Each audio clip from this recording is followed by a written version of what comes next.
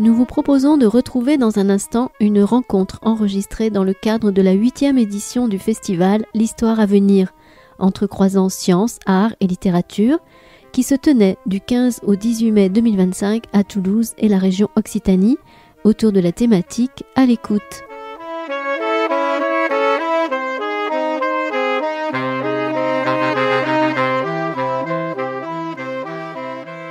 Bonjour, vous avez l'air très en forme, je vous remercie, ça fait plaisir de voir des visages souriants comme ça. Moi j'essaie de sourire, je suis pas sûr d'être encore très en forme, mais merci d'être là, vraiment. Pour cette rencontre dans le cadre de l'Histoire à venir, vous le savez maintenant, qui est co-organisée par la librairie Ombre Blanche, qui accueille cette rencontre aujourd'hui, par le Théâtre Garonne, par les éditions Anacarsis, par l'Université de Toulouse Jean Jaurès. Hier, il y a eu une rencontre au Théâtre Garonne entre Marc Joly et Françoise Coste autour de la figure du pouvoir isolé mené par un homme fort. C'était beaucoup sur les questions politiques et d'actualité. Aujourd'hui, Marc Joly va nous faire le plaisir d'aborder peut-être son œuvre par un autre biais, peut-être un peu plus psychologique et psychanalytique. C'est pour cette raison que nous avons décidé, dans le comité d'organisation du festival, de faire appel à Sophie Camacho, qui nous a fait le plaisir de bien vouloir animer cette rencontre. Vous savez, quand vous avez une quinzaine d'historiens qui se retrouvent pour organiser un festival touché à des questions psy, ils sont tout de suite un peu perdus. Ou en tout cas sentent bien que s'ils commencent à essayer de raconter des trucs dans ce domaine-là, ils vont peut-être tomber un peu à côté et que ce serait dommage. Donc merci beaucoup d'avoir accepté de venir présenter ce côté-là, ou en tout cas de venir nous montrer comment on peut aborder un livre qui parle d'histoire, de sociologie, par cet angle-là. Et je vous remercie tous les deux d'avoir accepté d'avoir cette discussion à la librairie aujourd'hui. Je vous laisse la parole parce que c'est vous qui avez des trucs intéressants à dire. Merci beaucoup.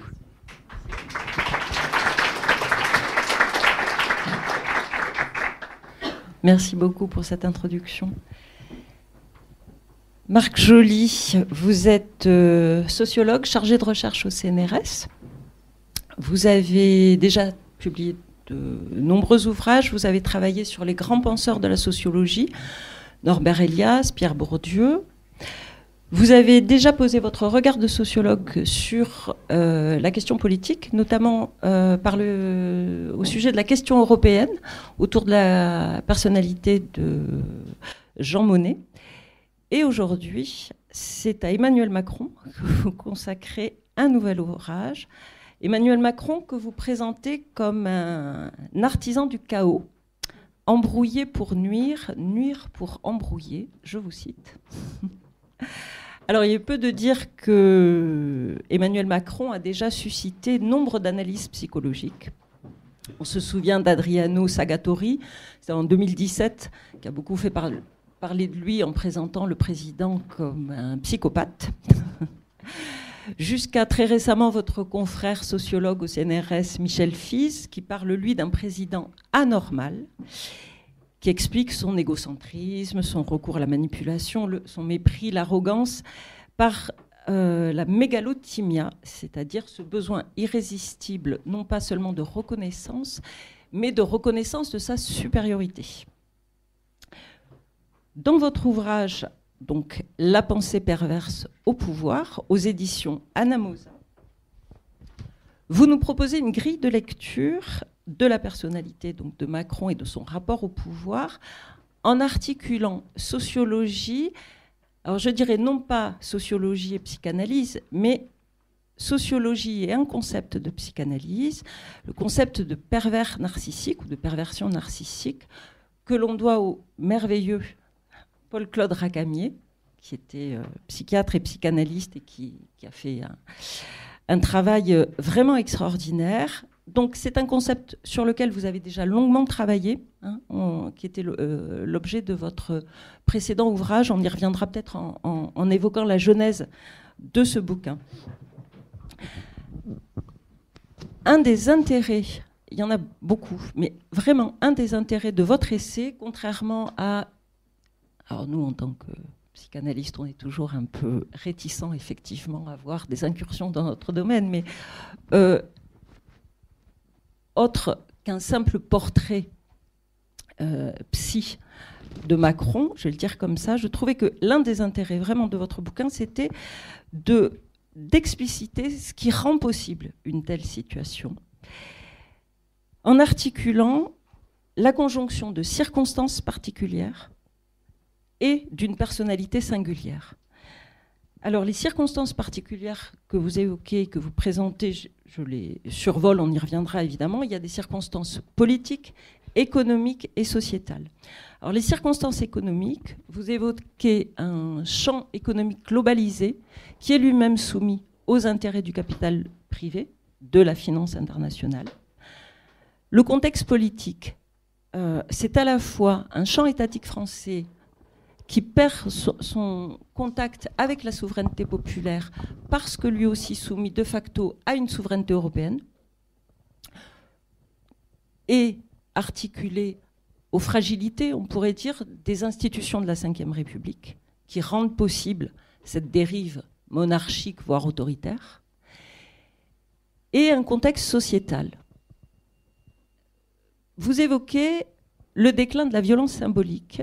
Alors, c'est un concept de Bourdieu, vous me détromperez si je dis des bêtises, que je résume simplement en disant que c'est l'intériorisation, introjection, on dirait chez nous, par les dominés ou par les groupes dominés, des normes qu'ils sont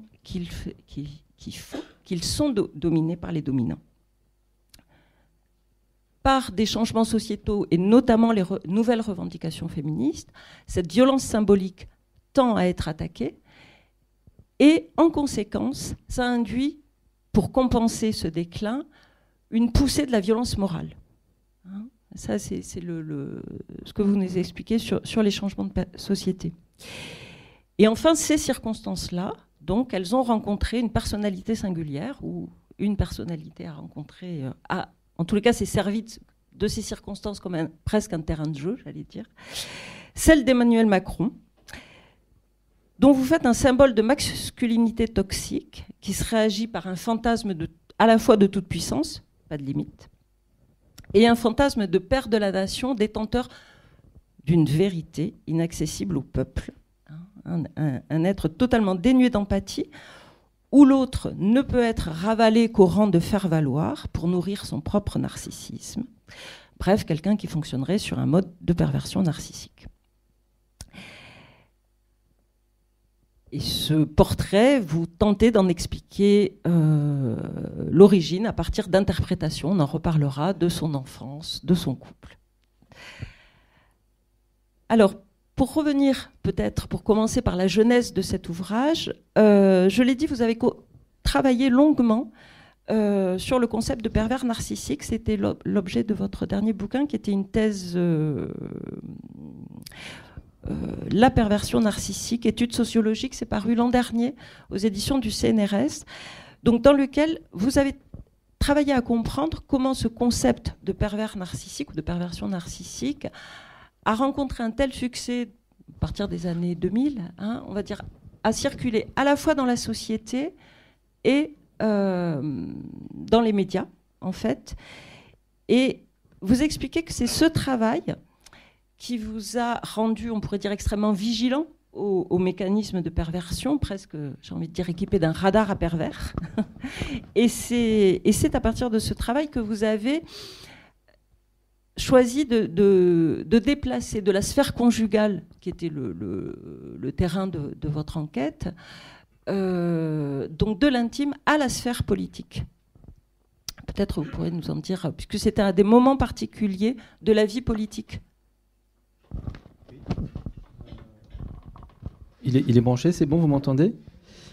Merci beaucoup pour votre invitation. Merci à tout le monde d'être là, aussi nombreux. Merci beaucoup. Excusez-moi, j'ai oublié votre prénom. Sophie. Sophie, voilà, Sophie, j'avais retenu le nom.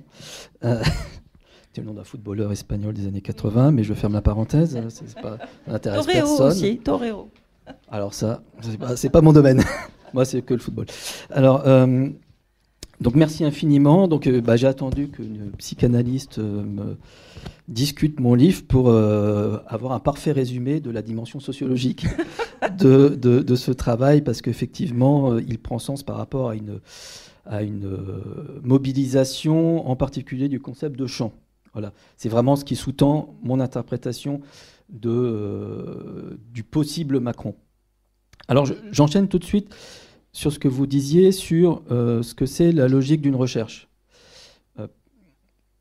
J'ai travaillé pendant 6 ans sur la catégorie de perversion narcissique. L'enquête a vraiment commencé en 2017-2018. Je ne me suis pas dit, tiens, Macron est élu président de la République, je vais me mettre à travailler sur... Ça s'est fait totalement différemment. La catégorie, je l'ai découverte par une psy, d'ailleurs, pour ne rien vous cacher, en 2016. Et puis, elle m'a intéressé comme catégorie psychanalytique. Je trouvais qu'elle était intéressante. Je me suis toujours beaucoup intéressé à l'histoire de la psychanalyse. Je voulais rentrer au CNRS avec un projet d'enquête sur les grandes controverses Mélanie Klein, Anna Freud. D'accord. C'est totalement... voilà, j'aurais jamais pu rentrer au CNRS si j'avais persévéré dans cette voie, autant le dire. En sociologie ? En histoire et en sociologie. C'était un beau projet, j'aimais beaucoup mon projet, mais pendant 3 ans, on m'a fait comprendre qu'il fallait que j'arrête. Parce que j'allais dans le mur avec un projet pareil. Donc, je voulais reconstituer le champ de la psychanalyse autour des grandes controverses Mélanie Klein, Anna Freud, pendant la Deuxième Guerre mondiale à Londres. Et on a une sorte de concentration de la psychanalyse européenne, en fait, à Londres.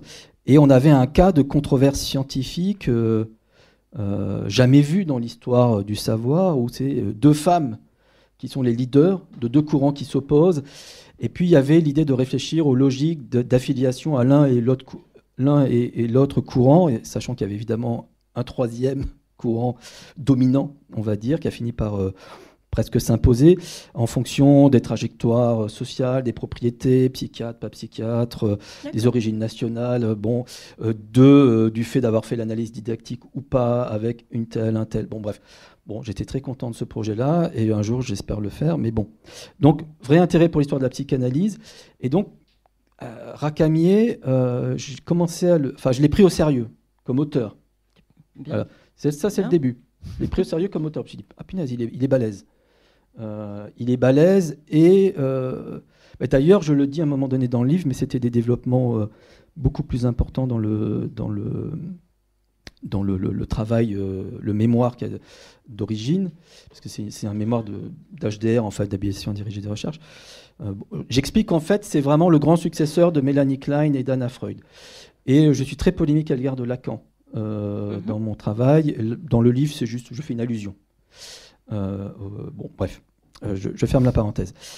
Alors, intérêt pour cette catégorie, et puis progressivement, comme sociologue, j'essaie de comprendre pourquoi cette catégorie a eu du succès. Pourquoi ?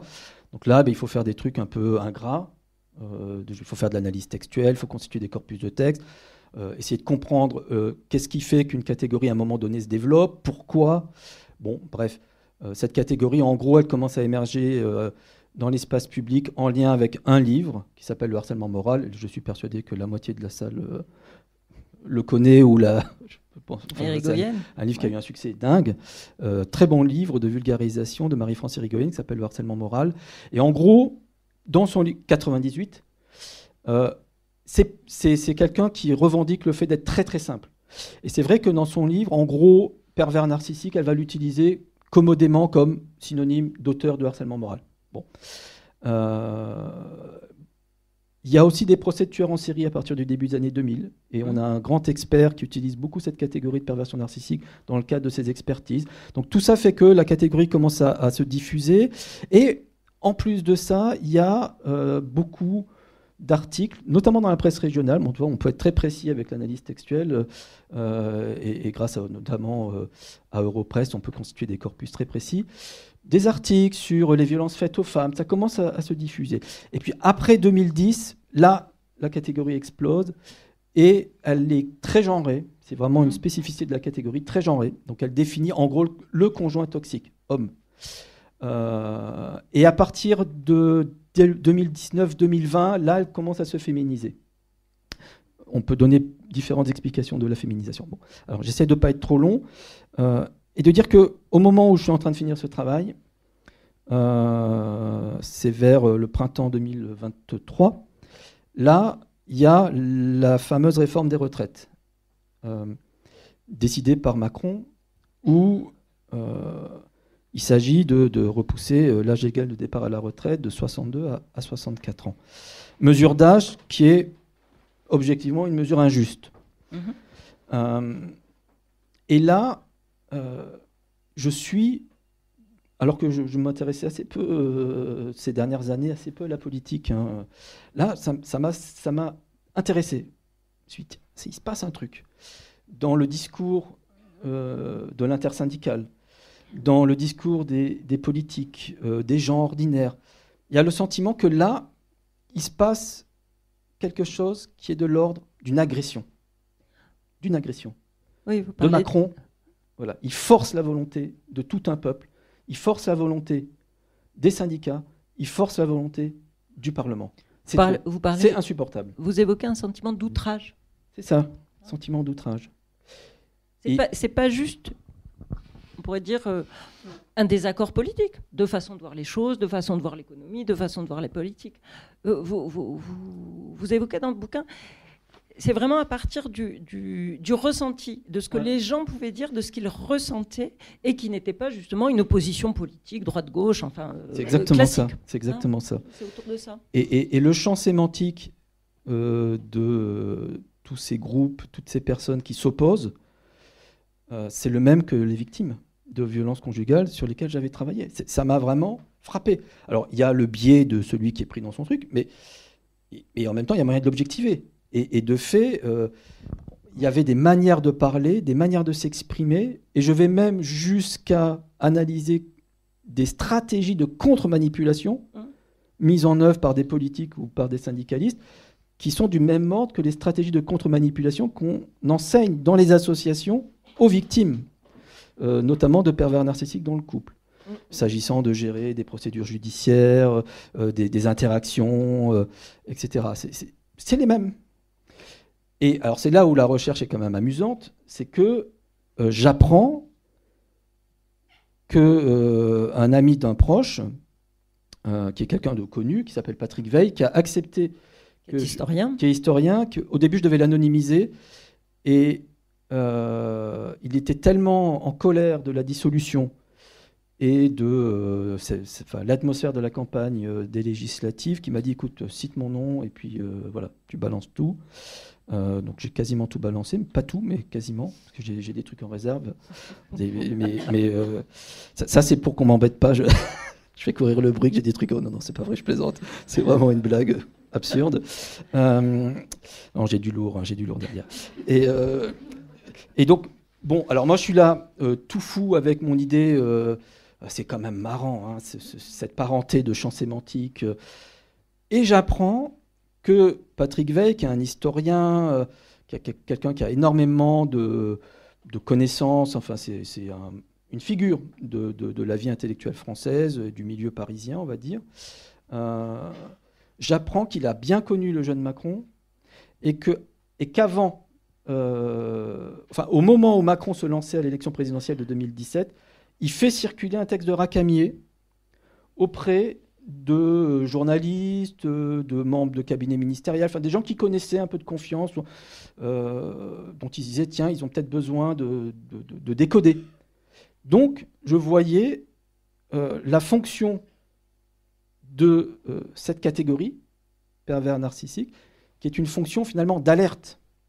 Si la catégorie a circulé, c'est parce qu'elle a servi pour les victimes de violences dans les relations intimes et en particulier dans les relations de couple, elle a servi de catégorie de défense. Il permet de mettre des mots sur des choses qu'on vit. On arrive... D'identifier. Oui, d'identifier, c'est ça, d'identifier. Ce dans quoi on est pris. Voilà. Notamment dans le fonctionnement. Dans un fonctionnement qu'on considère comme anormal, mais qu'on n'arrive pas à bien nommer parce que c'est sidérant, parce que c'est aussi décervelant. Oui, tout à fait. C'est aussi l'effet que produit la perversion, la confusion. Exactement, voilà, c'est ça. Quand on est face à un pervers, on ne peut pas penser. Voilà, c'est ça, c'est exactement ça. Et donc, par rapport à Macron, je vois que quelqu'un a essayé d'utiliser la catégorie pour lui faire jouer cette fonction-là. Mais évidemment, dans le champ politique, ça se pose en des termes différents. Quand tu fais ça, tu es facilement accusé de dire de détestation personnelle ou de jalousie. Macron a énormément joué sur le fait qu'on le jalouse. Ce n'est pas du tout le cas de Patrick Weil. Vraiment, il ne le jalouse pas du tout. Je pense même qu'il y avait une forme il a connu très jeune. Hein. Patrick Weil, c'est un type assez formidable. C'est quelqu'un de... Alors, je sais, en sociologie, parfois, on est un peu cynique, mais les gens généreux, ça existe. Alors, c'est quelqu'un qui est généreux. Après, il a des défauts comme tout le monde, hein, mais il voit un petit jeune, il a envie de l'aider. Et donc, il a rencontré le jeune Macron... qui s'intéressait à la politique, tout de suite, il a essayé de l'aider. Voilà, puis, il a assez rapidement compris que le gars était totalement instrumental, très creux, très vide. Oui. Vous l'évoquez, ça aussi, dans le bouquin, sur cette chimère de l'intelligence. Oui, j'ai tout un chapitre là-dessus, effectivement, mais je n'ai pas utilisé ce que Patrick Weil m'a dit là-dessus. Parce qu'ils ont notamment coécrit un article. J'aurais pu le développer, hein, mais bon, je ne l'ai pas développé. Ils ont coécrit un article, je ne sais plus quand, Macron sous pseudonyme, dans un livre collectif. Puis il me disait, aucune idée. Par contre, oui, bon, pour faire des trucs un peu techniques, mais bon, bref. Ouais, je m'arrête là parce que j'ai l'impression que je suis en train de divaguer. Et qu'est-ce qui fait, parce que dans ce que vous décrivez du comportement pervers, on retrouve effectivement la manipulation, le mensonge, le mépris, etc. Qu'est-ce qui vous a fait penser que c'était vraiment de la perversion et non pas, je le dis un peu simplement, de la politique? Pour être à peu près sûr que tous les hommes politiques sont assez narcissiques, mentent parfois, se contredisent de temps en temps. Bon. En quoi il est réellement différent? Alors, c'est la question centrale. C'est-à-dire que c'est la question la plus difficile parce qu'effectivement, on peut relativiser, dire ça a tout le temps été comme ça. Précisément, ça ne l'est pas. Et je suis allé assez loin en fait dans le travail de revisite de la manière dont les différents présidents de la République ont été jugés. C'est une chose que je n'ai pas mise dans le livre parce qu'il ne fallait pas qu'il soit trop long et j'avais peur que ce ne soit pas bien compris. Mais en fait, je me suis amusé à répertorier l'ensemble des jugements dont ont fait l'objet les différents présidents de la République. Il y a des rapprochements tentants, que ce soit Pompidou, ancien banquier de Rothschild. J'avais analysé un livre, mais je ne l'ai pas mis dans le livre, mais, qui s'appelle L'Anti-de Gaulle, de Louis Vallon. Je ne sais pas s'il y en a qui connaissent Louis Vallon. C'était un gaulliste de gauche, député gaulliste de gauche. Et donc, juste après la démission du général de Gaulle, il écrit L'Anti-de Gaulle. Il présente Pompidou comme une espèce de traître, de type au service des milieux d'affaires, l'ancien de Rothschild. Tu t'es dit, ah tiens, ça me rappelle quelqu'un. J'avais lu une biographie de Giscard aussi, où à un moment donné, il y a un type qui est cité, qui dit, bon, en gros, Giscard, c'est un gars... qui pense que 10 hauts fonctionnaires suffisent à diriger la France, et puis les gens sont des cons, et puis voilà. Tu te dis, ah tiens, ça me... Bon, tu lis sur Mitterrand. Mitterrand, je pense qu'il faudra un jour faire un vrai bilan de ce qu'il a fait, de ce qu'il a été. Mais bon, Mitterrand, la dimension personnelle de son histoire, de sa trajectoire, je pense a eu des influences politiques assez fortes. Bon. Chirac, ceux qui regardaient les Guignols il y a 30 ans, se rappellent que c'était super menteur. Bon. Alors, on peut s'amuser. On peut s'amuser. Sarkozy, il y a le côté ultra narcissique. François Hollande. Mépris, Castop of Con, c'était quand même. Ouais. Là aussi. Mais il y a un truc. Alors, on peut aller très loin, très loin, en pointant les institutions, l'effet des institutions, et en pointant des sortes d'invariants structurels. Mais il y a un truc en plus. Et ce qui est central dans l'analyse sociologique, c'est deux choses en fait. C'est l'évolution. La première chose, je pense, que la plus importante, c'est l'évolution des sensibilités. C'est là qu'on est dans une société qui a quand même énormément changé du point de vue de ce qu'on considère comme acceptable dans la configuration des relations interpersonnelles. Une manière d'exercer l'autorité, une manière de manier la parole, une manière de s'adresser à l'autre, une manière de considérer l'autre, etc. Clairement, la société a évolué. Il y a des choses qu'on n'accepte plus. Petite parenthèse sur Bayrou, parce qu'on en parlait tout à l'heure. Dire la société a quand même beaucoup changé il y a 30 ans, non, il faut nuancer. Il faudrait que tout le monde puisse regarder le reportage télévisé, je pense qu'il y en a qui l'ont fait, de 96, où on interroge le jeune qui a perdu une partie de son audition à la télé, au journal télévisé.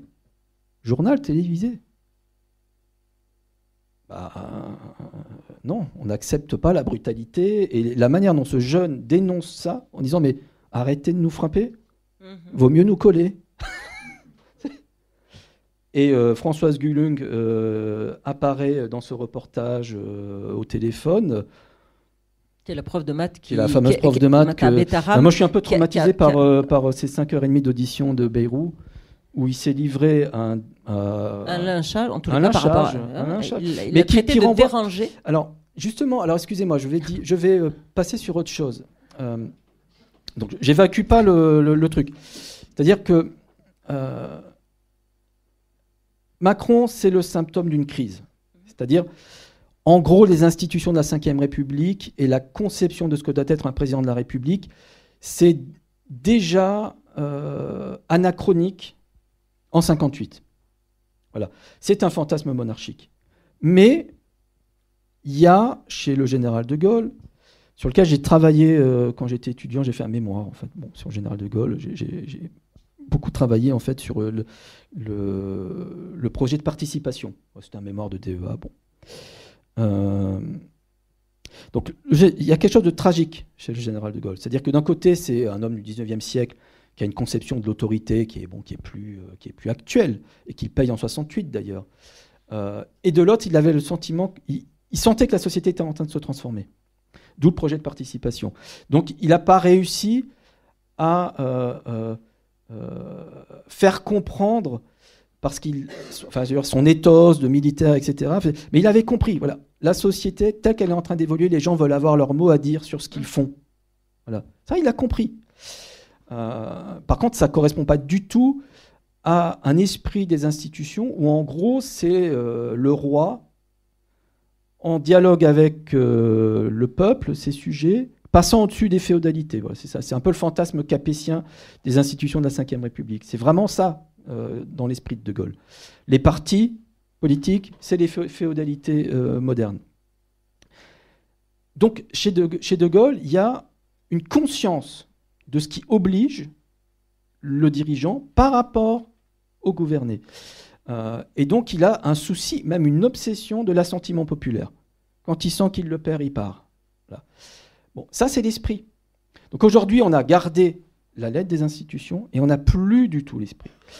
Et voilà, Macron, en fait, c'est le produit de ça. C'est-à-dire, c'est typiquement un type totalement anachronique et qui vit par procuration. Enfin, je ne sais pas comment vous, les psychologues, vous pourriez le qualifier, mais il y a quelque chose de l'ordre du jeu. C'est comme si, ou du mime. Il mime un truc, mais dont il ne comprend pas l'esprit. Et ça, excusez-moi, je vais juste finir là-dessus, parce que c'est exactement la même chose que ce qui se joue chez certains auteurs de violence conjugale, ceux sur lesquels j'ai travaillé, sont des gens qui miment la relation symétrique, le féminisme, mais qui en fait n'ont pas intégré ce que ça veut dire en fait. Et il y a aussi un usage pervers, instrumental du droit. Parce qu'en fait, j'ai beaucoup travaillé sur le problème des couples séparés et de l'instrumentalisation des normes égalitaires,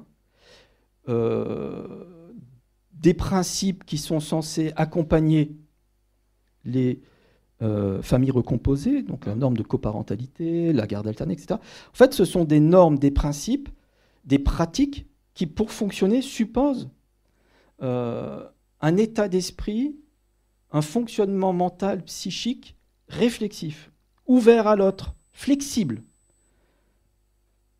Ces dispositions-là, utilisées par des gens qui, en fait, n'ont pas ces compétences-là, c'est une catastrophe. Et en fait, Macron, c'est pareil. C'est-à-dire, c'est quelqu'un qui instrumentalise le pouvoir dont il dispose, le droit, autant qu'il peut, mais qui n'a plus du tout l'esprit qui est censé présider à ces normes-là. Oui, parce que une des différences avec, on va dire, les hommes politiques que vous avez cités depuis De Gaulle, c'est qu'il y avait, parce que ça vous en parlez aussi dans le bouquin, il y avait une formation politique. C'est-à-dire qu'ils étaient dans la politique, et souvent il y a cette idée de gravir les échelons, on commence député, on finit président pour, quand tout se passe bien, avec quand même un sens du politique. On a l'impression que pour Macron, la politique, c'est un instrument au service juste d'un pouvoir. Et ça aurait pu être dans un autre champ, pour le coup. Bon, celui-là est peut-être un peu plus prestigieux que d'autres, mais il donne un peu plus de pouvoir. Oui. J'essaie d'expliquer, en fait, comment il a réussi à griller tout le monde en 2017, et comment... parce qu'on se dit, quand même, ce François Hollande, il a été d'une naïveté confondante. Mais en fait, c'est une forme d'aveuglement lié au fait qu'il a quand même intégré un minimum de règles. L'une des règles du champ politique, c'est un champ horrible à la politique, hein, parce que, vous posiez la question au début de la politique, c'est comme ci, c'est comme ça. Bon, moi, j'ai été dans une vie antérieure collaborateur politique. Bon, pour rien au monde, je voudrais revenir dans ce milieu-là. J'ai vu des trucs, franchement... mais j'ai aussi travaillé pour un homme politique qui avait une éthique, une colonne vertébrale, qui avait une histoire, un ancien syndicaliste, etc. C'est le maire du 11e arrondissement. Alors, excusez-moi, j'ai oublié la question que vous posiez. C'est lamentable. Pourquoi je suis parti sur la politique, alors que j'allais dire un truc intéressant en plus. Je plaisante.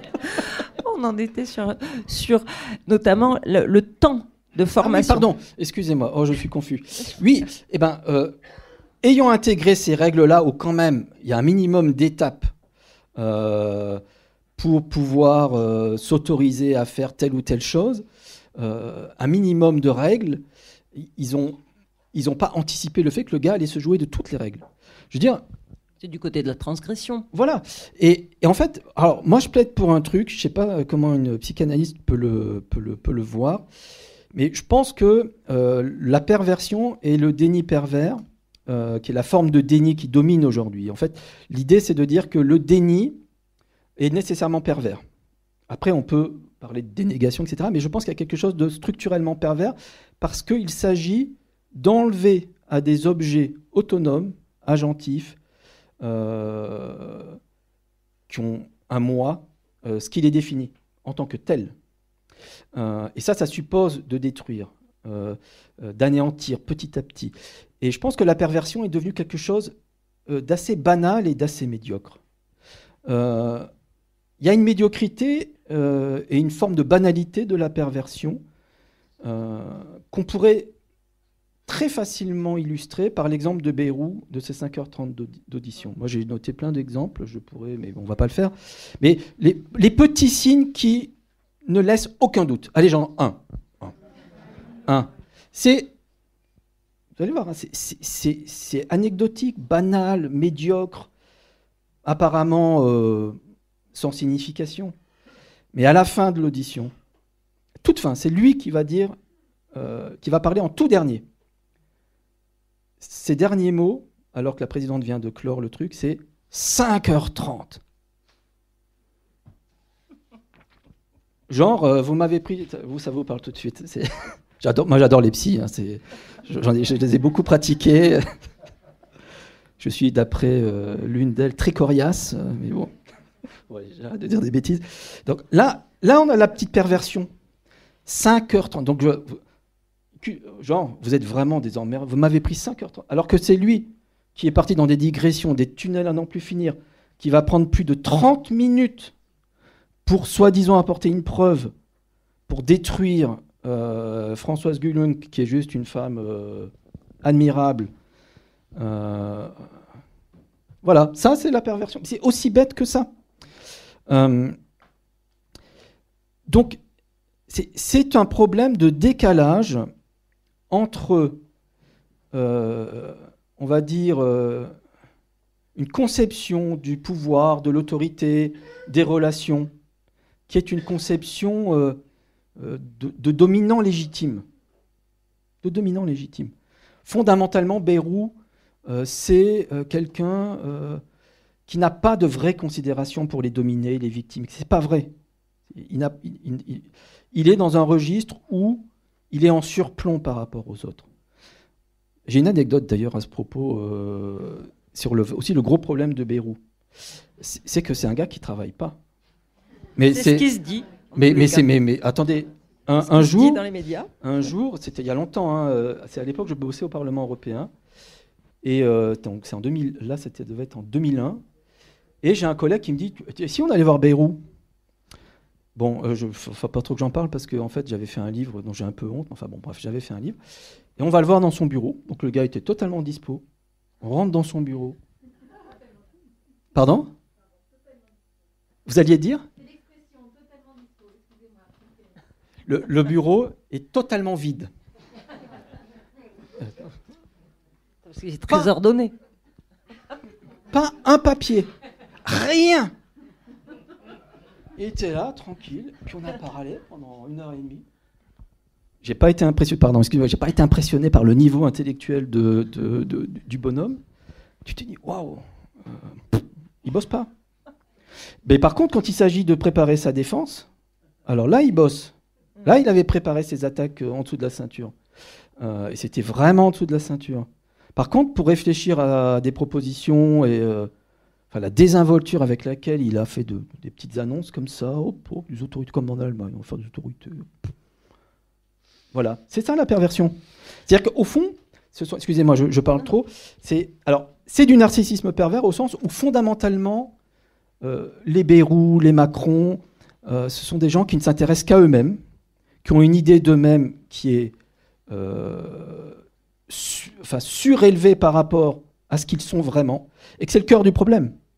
Parce que moi, ce qui m'a frappé, je l'ai dit un peu hier, mais ce qui m'a frappé en me fadant 3h30 de Macron, puis 5h30 de 9h 9h pour rien. Pour rien. Ce qui m'a frappé, c'est en fait le vide total. L'absence totale de volonté de faire vraiment des choses, et finalement un centrage sur eux-mêmes. Macron, il nous a pris 3h30 de notre vie pour finir par une déclaration, je ne sais pas si les gens l'ont noté, stupéfiante.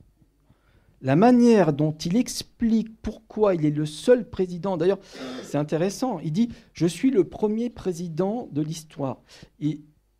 Alors, j'ai réécouté plusieurs fois, mais c'est un peu, vous allez dire que je suis un peu obsessionnel, mais il va dire « Je suis le premier président de la Ve République », puis je suis président de la et puis hop, il dit « de l'histoire », comme s'il fallait qu'on ne puisse pas le situer dans le temps. Il dit « Je suis le premier président de l'histoire qui n'a pas le droit constitutionnellement de se représenter ». Et là, il dit « Il y en a qui ont dû quitter le pouvoir à la suite d'un référendum perdu. Il y en a qui sont morts en fonction. » Et en fait, c'est totalement illogique. Ça rime à rien de parler des précédents De Gaulle, Pompidou, puisque c'est une réforme constitutionnelle de 2008 et qu'il est bien au courant. Et alors, il y a un truc qui m'a fait marrer, c'est que on sent qu'il est... il parle de lui, là. Il est vraiment outré de ne pas pouvoir se représenter. Et c'est le seul truc qui l'obsède, depuis 2017, en fait. Depuis 2017, il se pose la question de savoir comment il va pouvoir se démerder pour se représenter en 2027. Donc là, il a compris que c'est dur, que les conditions ne sont pas vraiment réunies pour qu'il se représente en 2027. Parce que ce qu'il aurait voulu faire, c'était soit une réforme constitutionnelle, ça n'a pas pu se faire, soit il a sérieusement songé à démissionner pour pouvoir se représenter. Bon, là, son idée, et je pense que c'est quand on entendait dire avant, pendant les législatives, ce qui ferait le plus mal à Emmanuel Macron, c'est que l'extrême droite lui succède, etc. Bon, ça veut dire que c'est ce qu'il espère. Donc maintenant, ce qu'il espère, c'est que l'extrême droite soit au pouvoir et qu'il soit le sauveur de la République. Ce qui était le rôle dans lequel il se projetait en cas de cohabitation avec Jordan Bardella. C'était la pitié républicaine. Bon, bref. Alors, il dit encore un truc. Alors, il dit, je suis le premier président de l'histoire qui ne peut pas se représenter, etc. Puis alors après, il s'arrête et puis il dit, mais la seule chose à laquelle je pense, c'est le pays. Il enchaîne tout de suite, c'est totalement artificiel. Tu dis, mais non, c'est toi. Voilà, tu ne t'intéresses qu'à toi. Et Bayrou, c'est pareil, il ne s'intéresse qu'à lui. Et donc, il y a un problème de rapport à l'altérité. Et ça, ce type d'économie psychique-là, je pense, c'est assez représentatif d'une période de transition. C'est-à-dire, on passe d'une on va dire, c'est ce que j'appelle la violence symbolique. C'est-à-dire, au fond, eux, ils sont dans un registre de violence symbolique. C'est-à-dire, les principes au nom desquels les dominants dominent sont acceptés par les dominés. Plus ou moins, mais grosso modo sont acceptés parce qu'ils ont intégré des structures sociales inégalitaires, parce que la configuration d'ensemble, le système éducatif font que les valeurs et principes au nom desquels les dominants dominent sont intégrés comme légitimes. Bon. Et on passe à une configuration où, du point de vue des politiques publiques, du point de vue des principes, du point de vue du droit, même si dans la pratique il y a des problèmes, mais en tout cas du point de vue des textes, du point de vue de ce que les politiques publiques mettent en avant, c'est l'idée d'égalité. Le droit est parfaitement égalitaire aujourd'hui dans la régulation de la vie familiale et des relations de couple, parfaitement égalitaire. Bon. Donc la question, c'est qu'est-ce qui se passe quand dans une configuration comme ça, et l'étape ultime, c'est la question du consentement. Parce que la question du consentement, elle met simplement l'accent sur l'égalité des narcissismes. C'est-à-dire, la question du consentement, c'est est-ce que mes besoins à moi, mes désirs à moi, mes émotions à moi comptent autant que les tiens. En fait, c'est juste ça. Est-ce qu'il y a une capacité de à la fois comprendre soi-même ce qu'on ressent et comprendre ce que l'autre ressent. C'est très exigeant, en fait, le fonctionnement mental et psychique ajusté à des relations censées être égalitaires et symétriques. C'est très exigeant en termes de renoncement à soi, etc. Voilà. Qu'est-ce qui se passe quand on reste totalement pris dans l'esprit d'une configuration de relations de domination et de violence symbolique dans une configuration autre? Voilà. C'est un problème de décalage, en fait. Et du coup, pour combler l'écart entre ce qu'on est et puis ce que nous renvoient les autres et ce qu'est la société, il y a donc une nécessité structurelle de discréditer, de disqualifier. Je veux dire, je ne veux pas revenir sur l'audition de Bayrou, mais venir avec le livre La Meute, on en pense qu'on en veut, comme on dit toujours. Moi, je pense que LFI est pris dans la société et qu'il y a deux faits sociaux qu'ils ne peuvent pas évacuer et qui sont des contraintes sociales. C'est-à-dire qu'il y a des choses qu'on n'accepte plus. Voilà, il y a des manières d'être, des manières de parler, de se comporter. Donc il y a une évolution des sensibilités. Ça, c'est ce que traduisent certaines prises de parole de gens qui ont quitté ce parti politique. Et puis il y a aussi une attention maintenant générale à la cohérence entre les principes et les actions. Bon, mais ce n'est pas pour autant que LFI est une secte. Et je suis désolé, mais la secte, c'est le parti de Bayrou. Parce que quand vous entendez les réactions des membres de ce parti après l'audition de Bayrou, mais on croit rêver. Ah ben c'est super. Ah ben il s'est bien défendu. Ah ben maintenant on a la preuve que c'est un procès politique. Alors que moi je sors de ces 5h30 en disant mais il est mort. Normalement il est cuit. Enfin je veux dire, comment on peut accepter ce qu'il a fait par rapport à Françoise Gulung? Je veux dire, sur tous les points, c'est un scandale. C'est un scandale. Bon. Je pense qu'il y a une évolution. Je pense que la plupart des gens comprennent ça. Alors après, il y a les médias qui sont vraiment, voilà, ils relaient beaucoup quand même la propagande du pouvoir, en partie. Et ils sont dans un discours où ils essayent de s'auto-convaincre. Et là, on a quelque chose de l'ordre de la projection. C'est-à-dire la manière dont il y a eu cette campagne autour de ce livre aussi. J'ai beaucoup regardé ça. Il y a quelque chose de l'ordre du harcèlement moral institutionnel qui vise une cible. Voilà. Qui vise une cible, et c'est excessif. C'est excessif. Alors, je me permets de vous couper. Oui, pardon, excusez-moi, oui, je suis trop long, et en plus, je pars dans tous les sens, donc c'est pas possible. Mais qu'est-ce qui fait, vous prenez l'exemple de l'audition de Bayrou, qu'est-ce qui fait que, par rapport à Macron, les contre-pouvoirs ne fonctionnent pas? Qu'est-ce qui fait que, finalement, ça peut autant se jouer? Eh ben, c'est là qu'on est obligé de poser la question des institutions. C'est-à-dire que les institutions leur permettent de maintenir l'imposture. Pas que les institutions. Parce que les contre-pouvoirs, il y a les contre-pouvoirs politiques, mais on pourrait parler des les médias, les intellectuels, on entend peu autre chose. Alors ça dépend où. Ça dépend où. Après, moi je trouve que oui, c'est... Mais le travail, il est fait. Vous lisez Mediapart, tout est là. Je veux dire, même les humoristes font un travail extraordinaire. Non, mais c'est vrai. Parce que, franchement, il y a de quoi se marrer. C'est tragique, mais l'intelligence est là. Parce que ça aussi, c'est fondamental. En fait, la perversion, et ça, c'est Racamier qui le dit, la perversion, je parle plus de pensée perverse d'ailleurs que de perversion en tant que telle, c'est l'attaque de l'intelligence. C'est ce qui t'empêche de mettre en relation les idées, les personnes, les faits. Et couper les liens. Ouais, couper les liens. Couper les liens, que ça soit entre les personnes ou exactement. Dans la et pensée. c'est exactement ce à quoi on a eu droit dans ces prises de parole récentes. Tout est coupé. C'est l'embrouillamini. Et c'est une part de stratégie consciente, je pense, et une part de projection d'un chaos interne, de contradictions internes qui ne parviennent pas à être formulées en tant que telles. Il y a une incapacité à formuler le conflit. C'est ça, en fait, le déni, le clivage, c'est l'incapacité à formuler le conflit. Et du coup, tu projettes tous les affects. Il y a aussi une incapacité à faire le deuil. Ça, je pense que c'est central. La notion centrale de Racamier, et je pense que vous serez d'accord avec moi, mais on en a parlé avant, on parlait de l'incestuel, mais je pense que presque le plus important, c'est la question du deuil.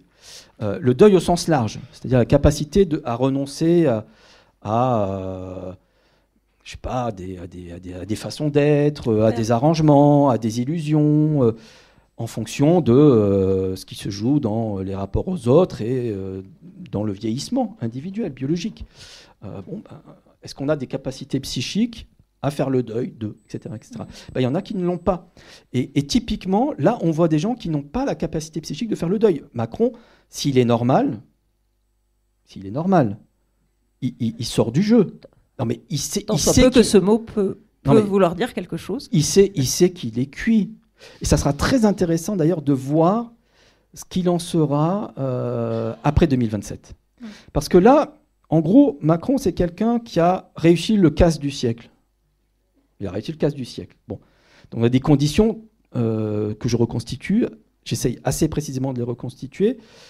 Mais je veux dire, c'est un ensemble d'opportunités, de chances, de manipulations, de sabotage, parce que c'est pas un truc qui s'est fait comme ça. Ensuite, il profite des institutions de la Ve République qui lui permettent de maintenir son illusion de toute puissance. Voilà. Il a profité du pouvoir qu'il a pour saboter l'après-législative de 2024. Et après. Sachant que Attal le déteste, que c'est vraiment... ça sera intéressant de l'observer. Comment il va essayer d'exister sans l'imposture, l'arnaque et des ressources de pouvoir quand même qui sont très importantes. Ce sera intéressant à voir. Hein. Je ne suis pas sûr que je vais me dévouer pour le suivre pendant les 5 années à venir et voir faire un tome 2. Comment il va préparer son retour en 2032 parce que c'est sa seule obsession. Pour expliquer la personnalité de Macron, vous avez fait des excursions, pour le coup, dans l'interprétation psychologique ou psychanalytique, en portant un regard sur son enfance ou sur son couple. Et je trouve que ça pose des questions au niveau méthodologique, dans la mesure où, je ne pense pas que vous avez rencontré et eu des entretiens personnels avec Emmanuel Macron, et que ces interprétations se font à partir de la com politique, en fait. Pas que. Ah, Potin. Non, anecdote intéressante. Alors, je ne vais pas donner son nom, mais on le trouve très facilement dans le livre. Donc, j'ai participé à une émission avec une journaliste politique, très bien, très, très classe, bourgeoise, qui écrit dans un journal libéral, et qui a fait un livre sur Macron. Et à la fin de l'émission, je lui parle et je lui dis « Ah, punaise, votre livre sur Macron, il est vraiment intéressant. » À un moment donné, quand même, vous rapportez une anecdote d'un truc qu'il vous a dit. Il a raconté à cette journaliste que quand il avait 14 ans et demi, en fin de 3e, il vivait chez sa grand-mère et il a le malheur de ramener une petite copine. Et sa grand-mère lui dit « Je veux plus te voir. Si c'est comme ça, tu dégages. » Il raconte ça à cette journaliste. Alors moi, je dis à la journaliste « Punaise, quand même. » Je dis « Ce que vous racontez, c'est le genre de truc qu'on raconte allongé sur un divan à une psy. » Et vous savez ce qu'elle me dit ? « Ah, mais maintenant que vous me le dites, il était allongé. » C'est génial. C'est extraordinaire. On se regarde comme ça, ah ouais. Ah quand même. Bon, c'est quand même incroyable. Et je vous assure que c'est authentique, quoi. Et alors il y avait une 3e personne qui était là. On se regarde comme ça, on dit ah ouais. Bon, il aurait peut-être dû voir une psy avant quand même. Hein. Peut-être. En tous les cas, il reste que les interprétations à partir du roman qu'ils nous font passer dans la presse. Bon, ça c'est encore autre chose. Ouais, mais je pense que c'est vrai. Il y a sans doute, je pense que ils sont mariés, vrai. Ça c'est vrai, mais il y a sans doute une part de vrai. Mais d'en connaître le fonctionnement, par exemple, ça on ne peut pas savoir.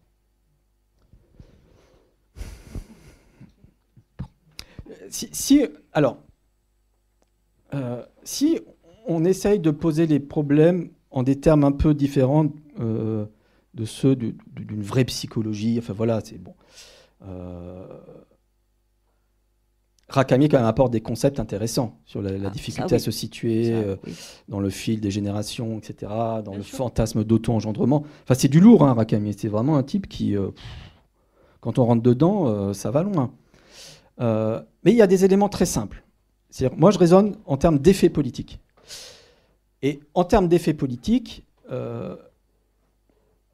Brigitte Macron joue un rôle qui est à peu près structurellement le même que celui de sa grand-mère. C'est un rôle de validation. Si, j'apporte des éléments quand même. Oui, mais si. En quoi ça change des autres ? Là où ça me pose question, c'est une fois de plus, je ne suis pas dans l'intimité du couple.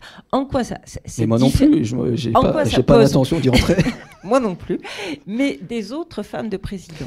Justement, c'est-à-dire que toujours. Alors, tout le monde n'est pas en couple avec Valérie Trierweiler, mais sinon les autres, elles sont quand même toujours là, quand même pour valider. Non, pas comme ça. Pas comme super maman ou super professeur qui vient valider en parlant sur un ton. Non, Emmanuel n'est pas comme ça. Et les exemples que je rapporte, quand même, elle le valide dans un sentiment de toute puissance. Pardon, l'extrait que je cite de l'entretien qu'elle donne, Il vous pose pas problème cet extrait? En soi, c'est quand même un document. Si, mais comme d'autres. Mais non, pas comme Si, d'autres. comme Mais d'autres. personne. Sont toujours. Ah mais non. Quand elles ont la parole. Vous voulez qu'on le lise? Vous voyez Yvonne de Gaulle parler du général de Gaulle. Mais je suis bien d'accord qu'elle est dans l'admiration. Il y a un problème de rapport au réel. Enfin, je veux dire, la manière dont elle en parle, il y a un problème de rapport au réel. Ils sont complètement déconnectés. Et quand je parle de folie à deux, je reprends un concept de Racamier. Et Racamier, alors pour les psys, ça doit être un peu étrange, mais Racamier dit quand même très clairement, les pervers, en fait, ça peut rien donner à les voir. Et alors, bon, ça c'était couru d'avance, mais c'est parce que si vous voulez, moi je travaille dans une association qui fait du profilage. Alors on leur reproche beaucoup de ne pas voir les auteurs. Et moi je sais qu'il y en a qui m'ont dit, alors tu n'as jamais interrogé des pervers? Non, mais c'est juste, je sais comment ils fonctionnent. Pardon, hein, ça peut paraître très, très arrogant et très... mais il y en a, tu ne peux pas accéder. Et d'ailleurs, on l'a vu pendant 3h30. Ce qui est frappant chez Macron, c'est le mélange de rigidité. C'est-à-dire le gars ne bouge pas d'un iota sur certains trucs. Et en même temps, comme dirait l'autre, il est très fluctuant sur d'autres choses. Là, il y a une sorte d'enrobage autour, quoi. Ces gens-là, en fait, n'ont aucun intérêt. Pardon, je suis provocateur, hein, histoire de... Mais, donc, moi, simplement, j'essaye de comprendre pourquoi il y a un problème et pourquoi sa façon d'être pose problème. Et ce couple-là, et le rôle qu'elle joue, c'est un rôle qui l'empêche d'être réflexif, qui l'empêche d'être lucide, qui l'empêche d'être en rapport au réel. Voilà. On est dans une sorte de réalité à eux. Voilà, c'est leur réalité. Et ils sont incapables de comprendre. Je pense qu'ils sont incapables de comprendre pourquoi Macron est détesté. Bon, sociologiquement, c'est très simple à expliquer. Je ne suis pas sûr qu'il en ait conscience. Si. Eh ben, ils reçoivent. Je veux dire. Il se dit dans la presse. Ils reçoivent. Non, mais ils reçoivent. Ils sont obsédés par tout ce qui se dit sur Jean-Michel, là, le fameux truc des complotistes. Ils suivent ça à fond. Ouais. Mais je pense qu'ils ne sont pas capables de comprendre ce qui se joue de normal, de sain, d'explicable sociologiquement dans le rejet que suscite Macron. Moi, j'ai pas de problème avec Macron.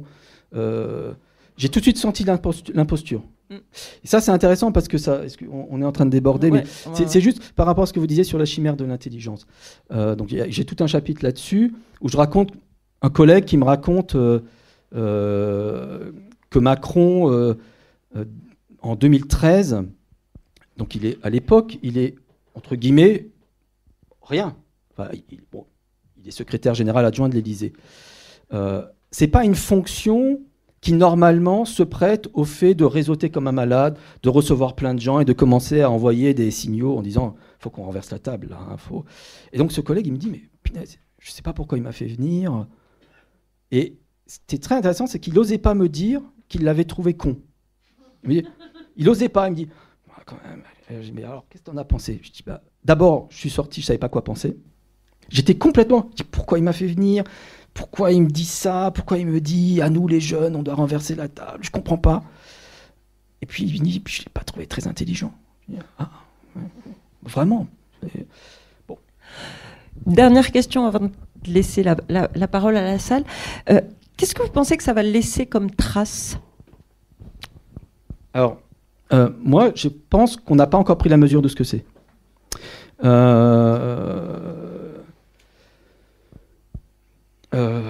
C'est difficile à dire, on ne peut pas se projeter parce que je sais pas. Moi, j'ai le sentiment qu'il nous laisse presque en état de stress post-traumatique. Voilà. Et après, comment la société va évoluer, quels événements vont faire qu'on va se projeter vers un truc positif ou pas, ça va déterminer la manière de gérer ce trauma. Ok, merci.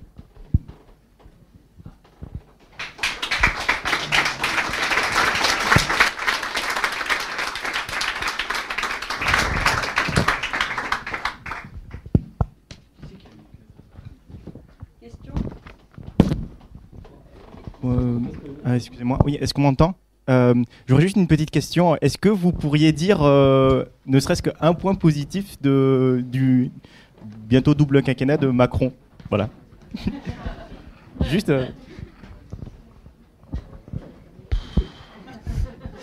Non, mais c'est difficile parce que c'est pas mon travail en fait. C'est pas mon travail. Et c'est pas comme ça que je pose le problème. Puisque, à partir du moment où l'analyse, c'est de voir en Macron le symptôme d'une crise très profonde, pas seulement des institutions de la Ve République, en fait, de tout un modèle de développement, d'un modèle de production, d'un modèle de consommation. Ça aussi, c'est un truc que j'aurais voulu développer. Mais pour moi, Macron, il symbolise en fait l'incapacité à faire le deuil des 30 Glorieuses. En fait, c'est aussi simple que ça. Donc, à partir du moment où il est totalement décalé, anachronique, je pense qu'il fait objectivement du mal à la société française. Cette incapacité à comprendre les évolutions sociales, à tout ramener à lui, je veux dire, à un moment donné, voilà, il faut choisir. On choisit les auteurs de violence ou on choisit les victimes. Moi, je choisis les victimes. Je suis désolé, hein, je sais que pour des gens qui ont voté... j'ai voté Macron aussi, mais... Bah oui, comme beaucoup au second tour. Hein. Ça peut être bizarre d'entendre ça, mais c'est un problème structurel en fait. C'est-à-dire que là où je pourrais vous rejoindre, c'est-à-dire que j'ai rien contre lui en tant qu'homme. Ah si, alors un point positif, si quand même. Je pense qu'il est vraiment amoureux de sa femme et que voilà, qu'il y a quelque chose de touchant dans ce couple. Moi, je persiste à dire qu'on n'en sait rien. Alors. Non, là quand même, soyons un peu fleur bleue, non? Bon, okay. Ne soyons pas fleur bleue. Oui, bonjour. Je voudrais poser deux questions différentes. Une sur, vous avez évoqué une dimension incestuelle dans la perversion narcissique. Est-ce que le complotisme, avec sa thématique homosexuelle, est une réponse à ça? Et quel est le rapport avec Sheila, la chanteuse? On va expliciter, vous inquiétez pas. on va y arriver. Et deuxième chose, je me souviens d'un film d'un cinéaste dont le nom... C'est vrai que c'est assez elliptique là pour beaucoup. Hein. Ah oui, parce qu'ils n'ont pas vécu l'époque Sheila. C'est ça. Oui, d'accord. Et la deuxième chose, il y a un film de celui qui a fait Mourir à 30 ans. Goupil, Romain Goupil, qui n'est pas né de la dernière pluie, qui était fils d'un ségestiste du monde du cinéma, et qui fait ce film avec Cohn-Bendit, où ils accueillent Macron. Je ne sais pas si vous avez vu cette séquence. Non, je ne l'ai pas vu. Ah, il vient et il est auprès de ces deux gauchistes de nature différente, complètement jupitérien, tendre, souverain, les deux à la fois, et eux, ils sont bluffés. Ils sont oui. complaisants. Cette complaisance interroge pourquoi la génération qu'ils représentent tous les deux et de façon éminente s'est laissée un moment bluffer. Bon, il est... Je réponds tout de suite. Alors, excusez-moi, je vais répondre. Alors, donc, allusion au fait que Sheila, dans les années 60-70, salut les copains, tout ça, c'est ça. Il y avait une rumeur comme quoi elle était un homme. Bon. Et là, il y a la rumeur de Brigitte serait son frère, Jean-Michel serait un homme. Alors, c'est un délire, mais je pense que c'est un délire. Alors là, je vous donne un point. Oui, le délire, il se s'ancre sur une réalité, un ressenti, qui est qu'on ne sait pas qui sont ces gens. Et ça joue beaucoup dans l'hostilité qu'a suscité Macron. C'est-à-dire qu'on voyait un type qui avait l'air naïf, qui avait l'air dans l'horizontalité, même décrit, notamment par la presse américaine, comme un homme féministe. Moi, j'ai rencontré des femmes qui m'ont dit, après son élection, il nous a vengés. Des femmes de 50, 55 ans, il nous a vengés d'une certaine manière. Alors, je leur ai dit non, c'est pas ça, je pense pas, mais bon, bref. Et on découvre que c'est une sorte de bof masculiniste. Moi, je pense que c'est un type beaucoup moins. Moi, j'ai des hypothèses, mais c'est du potin, je peux pas en parler là. Mais c'est pas du tout un homosexuel. Mais ce que ça reflète, c'est l'incertitude sur qui il est, qui sont ces gens. Voilà.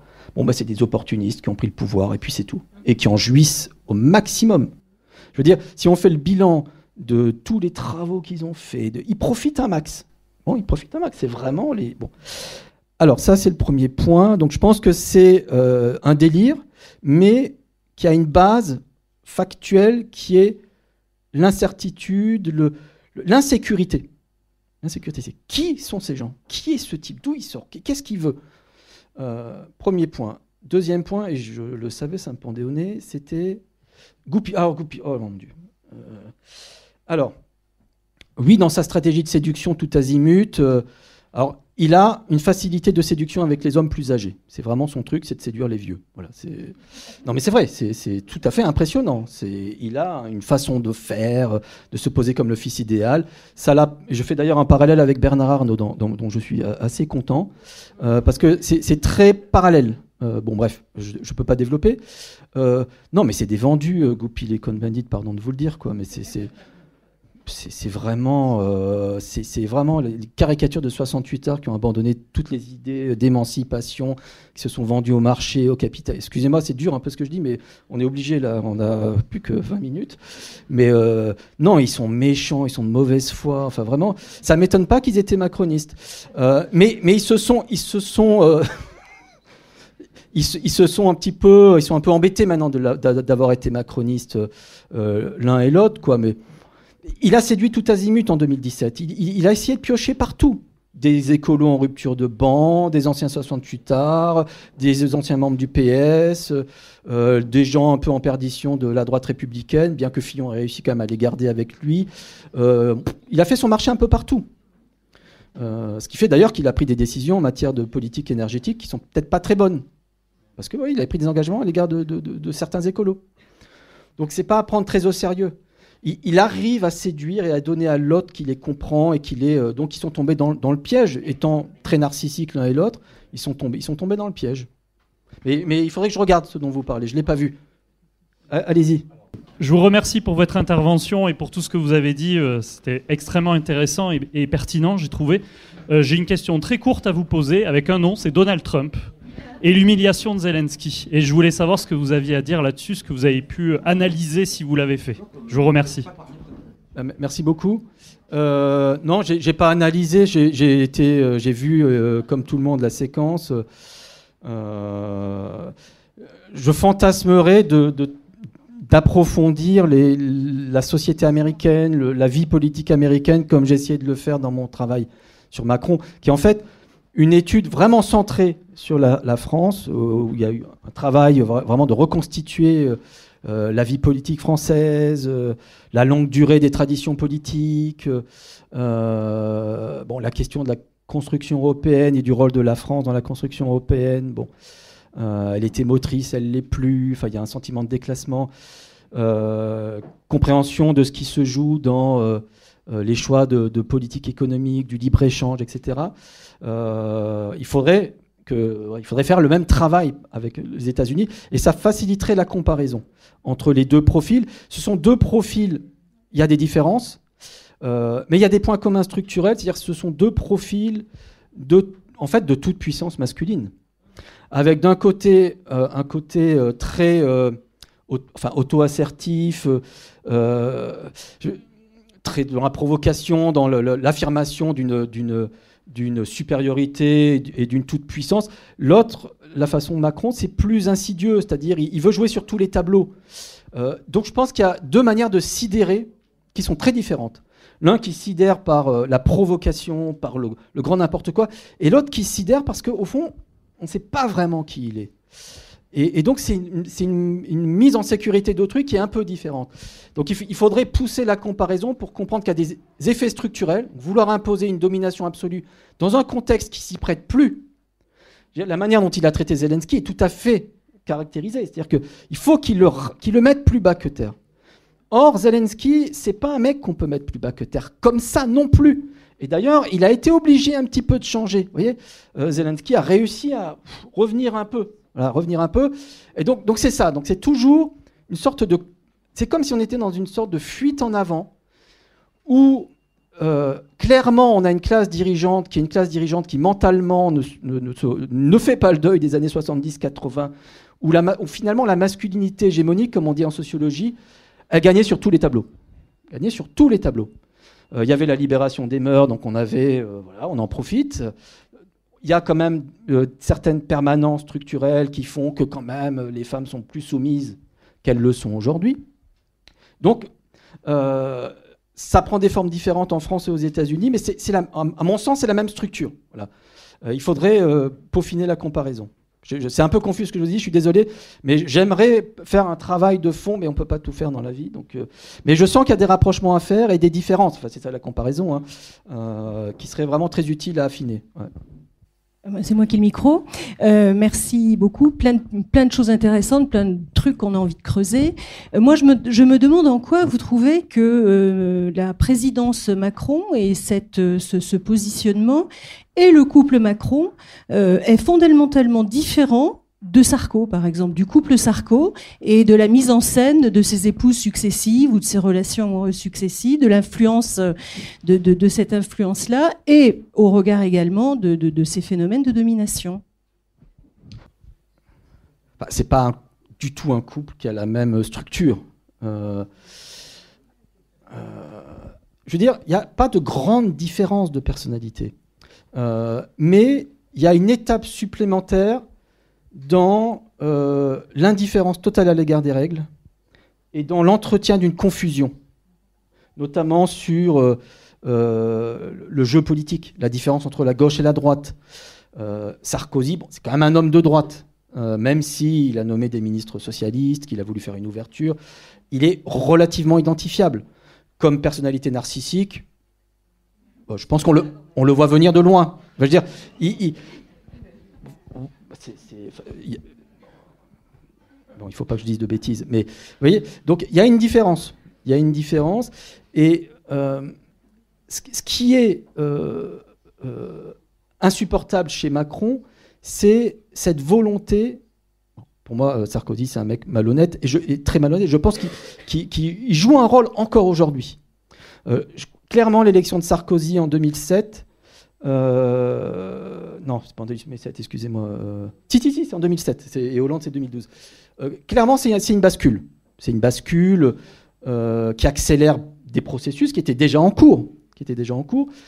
Et avec Macron, c'est une étape supplémentaire, donc c'est une différence qualitative où on va encore plus loin dans la confusion idéologique, on va encore plus loin dans la soumission aux grands intérêts du capital privé, je dis les choses très très vite, et surtout, on va encore plus loin dans l'indifférence aux règles. Parce que Sarkozy, on peut le critiquer autant qu'on veut, mais il a quand même, par exemple, fait une réforme des institutions qui est plutôt une bonne réforme. Parce que tout à l'heure, on me demandait qu'est-ce qu'il y a de positif chez Macron. Voilà, si on me demande, et alors Sarkozy, je dis, sa réforme de 2008, elle est pas mal. Elle apporte un peu plus de démocratie dans le jeu parlementaire, par exemple. Donc, il a un minimum de conscience historique. Un minimum, hein. On est déjà dans une personnalité très narcissique, qui aime bien être subversive, qui aime bien faire les choses à sa façon, mais il est un poil tenu, parce qu'il a une trajectoire, entre guillemets, normale. Il a été maire de manière très... Voilà, il a squeezé Pasqua, il fallait le faire, très jeune, très cynique, etc. Mais un minimum de règles, un minimum. Mais avec Macron, c'est quelqu'un qui n'en a aucune. Aucune. Et c'est peut-être le rapport à la jouissance qui n'est pas le même. Oui. Dans la jouissance perverse, si Macron fonctionne, qui est dans la destruction. Oui. Sarkozy est moins comme ça. Sarkozy est plus affectif. S'il faut lâcher des gens, il les lâche. Mais disons qu'il est quand même... Alors que Macron n'a aucun affect. Et c'est là où on retrouve la psychanalyse, excusez-moi, et le personnage de la grand-mère et de Brigitte. Parce que, à mon sens, excusez-moi, j'espère que je ne vais pas vous choquer, mais ça me paraît assez évident. Je veux dire, fondamentalement, c'est quelqu'un... Alors, en sociologie, on parle de valence affective. En fait, ces valences affectives, elles sont centrées uniquement sur 2 personnes. Je pense que c'est pas la même chose d'être le fils à sa maman que le fils à sa grand-mère. Sarkozy, c'est le fils à sa maman. C'est le fils à sa maman. Hollande aussi, d'ailleurs. Très grande base sécure, Hollande. Donc, là, lui, il est dans un sentiment de toute puissance. Il a sauté une génération. Ses valences affectives sont centrées sur uniquement 2 personnes qui lui assurent une assise narcissique parfaite. Il est parfait. Il a tous les droits. Il dit, du coup, c'est comme si ça l'autorisait à n'avoir aucun affect à l'égard de qui que ce soit d'autre. Et donc, il joue, mais on a des témoignages, j'aurais pu les citer, je ne les ai pas cités, mais il joue à manipuler. Il joue à faire croire aux autres qu'il leur donne des affects, tout en sachant qu'il ne leur donne rien. Et il en jouit de ça. Alors ça, c'est un mécanisme qui est très, très quand même particulier et qui le spécifie. Voilà. C'est un mode de jouissance. C'est un mode de jouissance. Ouais. C'est fini, désolé. Peut-être une dernière question. Non, on est obligé d'arrêter. Désolé. Merci. Merci. Vous venez d'écouter une rencontre enregistrée dans le cadre de la thématique à l'écoute du festival L'Histoire à venir du 15 au 18 mai 2025 à l'initiative de l'Université Toulouse-Jean Jaurès, la librairie Ombre Blanche, le Théâtre Garonne et les éditions Anacarsis. Réalisation et mise en onde, Radio Radio.